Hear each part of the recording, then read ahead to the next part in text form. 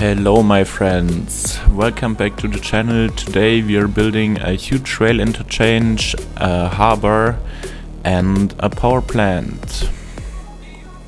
Okay, let's go. So at first I wanted to thank you for all the mostly nice feedback on the first episode. Most of you definitely enjoyed that I finally decided to comment my builds. Some of you were really mean though, and then I had to cry myself to sleep. That was really sad, but yeah, I don't know if that's just a German thing, but every time a German speaks English, then all the other German people have to say, oh, you have a really strong accent, and yeah, then the people are wondering why Germans don't like to speak English. For example, when I'm on Reddit, there is this one subreddit which is called Germany and it's really funny for me because a lot of people are complaining that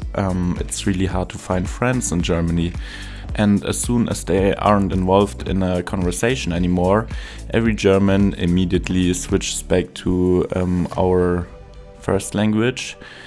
And yeah, they don't understand why they are doing that, but we don't like to speak English, I don't know. By the way, I'm not really following the subreddits. I created my Reddit account like 7 years ago. That's where my whole YouTube journey started. I uploaded some random pictures of my cities on Reddit and then on Instagram, and people really liked it. So yeah, Reddit really kickstarted it all, but I'm still following all these subreddits that I choose from the very first beginning, and I never added one. So I just get the most random subreddits recommended somehow. That's the same in Facebook. I don't use Facebook anymore, but I still follow all these accounts from where I was like in the 5th grade, so really stupid.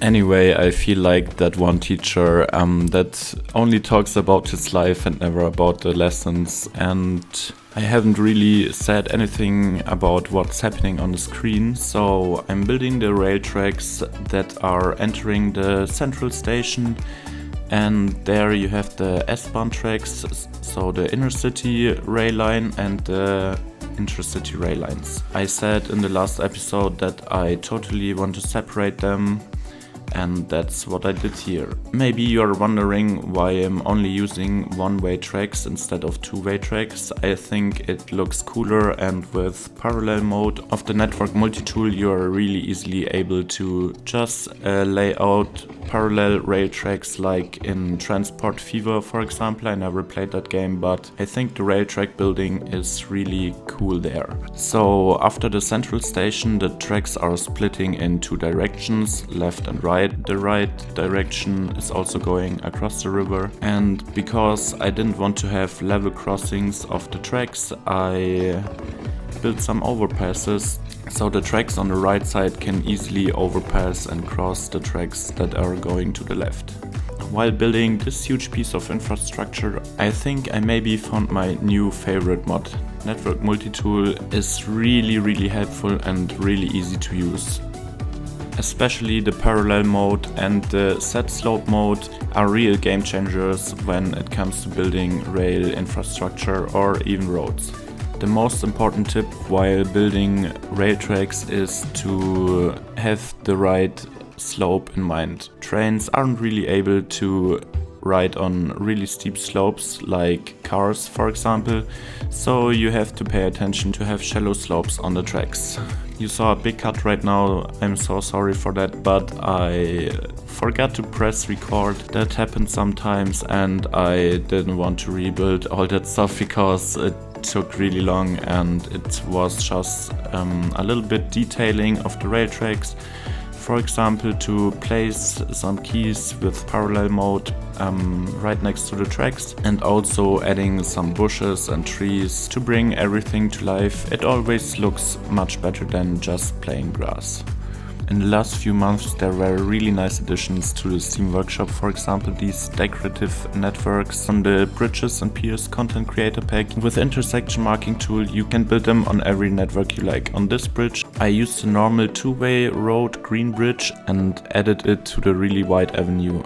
Sometimes it disappears when you zoom out, but I think nonetheless it looks really cool to have it here on this bridge. So now I start to laying out the harbor. We are building a little harbor for little inner country ships that can ship like containers, coal or corn or something like that. It's heavily inspired by the Westhafen in Berlin. I think when you're a Berlin native you will immediately recognize it.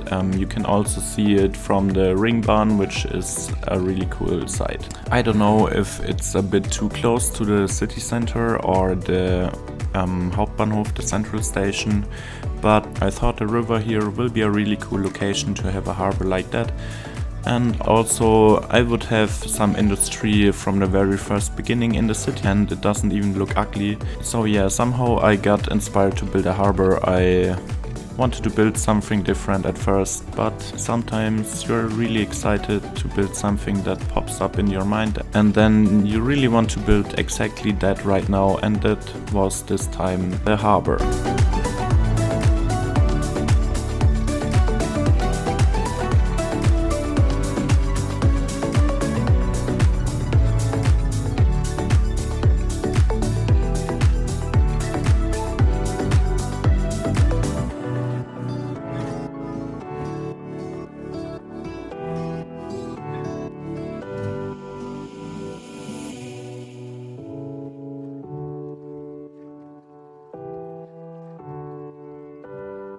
Changed my mind, but these industrial roads are the best looking roads from the base game. I made them a little bit thinner with node controller though, because they're really wide, and for this exact setting here they were a little bit too wide. These cranes I PO'd out of the cargo train station, and the containers I PO'd out of the 4x4 industrial growables with the containers. I swear PO is my new best friend. I really love that mod, and when you use it you get much more comfortable with it over time. So now I believe in myself to change much more complicated buildings. When I have to look back, I don't know why I refused so long to use that mod, because it isn't even that complicated. Just have to find the groove of it and need a basic understanding how it works. The only problem I can imagine is like a big FPS drop when I use it a lot, and my FPS already gets really bad below 100k population. And the other thing is you can easily get lost in the details and lose like the view for the bigger picture, for example to creating a massive city. I promise I won't use it everywhere, because I want to have a functional city too. And obviously POs aren't functional, but maybe I hide some buildings inside them, or I maybe even download the cube assets, but to be honest I'm not really a fan of them. It's really a shame to have such a small variety of industrial buildings, and it's totally unrealistic that they are only 4x4. When you are looking at industrial areas or even big factories, you see massive buildings, and yeah, the only thing you can do with vanilla assets without mods, you're basically fucked. But with mods you can either PO them bigger or you can put a lot of them next to it. Yeah, but that's also not working for every building. There you have to choose the right ones, and there the variation is like even smaller. So I maybe think I will download some custom assets, but for the red warehouses it easily worked just with the European vanilla assets. The train station on the top left side, I also PO'd that it only has one platform. Now it isn't functional anymore, so I have to put the footpaths myself. I at first did it with the normal vanilla footpaths, but then upgraded it to invisible footpaths. It should work fine. The area hasn't got a lot of foot traffic yet. That will change when we get our first population. Also, I hope the whole industrial area won't end up in a traffic nightmare. I mean, it doesn't have a one-way road system or something like that. Also, not every building is functional. but we will see how this will end up.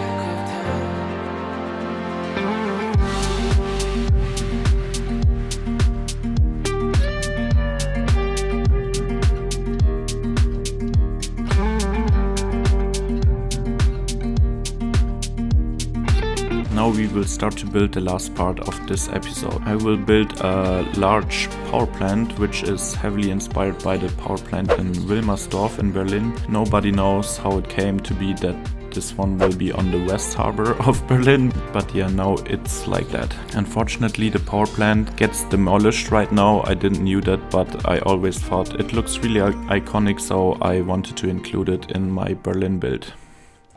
The funny thing is, power plants in Germany oftentimes are directly next to residential areas or right in the middle of the city. I don't know how the zoning law in Germany is, but I think it's much easier to build a coal power plant right next to a residential area than a windmill, for example. I used a vanilla industrial building for that, painted it yellow and used the chimney of the refinery to get a rough representation of the power plant of Wilmersdorf. I don't really know how these power plants work. Okay, I roughly know how they work, but I don't know the use of every single building on the power plant side. So I used Google Earth and some pictures as a reference to build something that could make sense, but I'm not really sure if it makes sense at all. I really love to build power plants or huge industrial sites or even huge rail interchanges, road interchanges, basically everything that people find ugly in real life. Somehow I'm really fascinated by these things, and without them probably a city won't even work properly. But to be fair, I wouldn't change with a person who lives right next to a power plant. Yeah.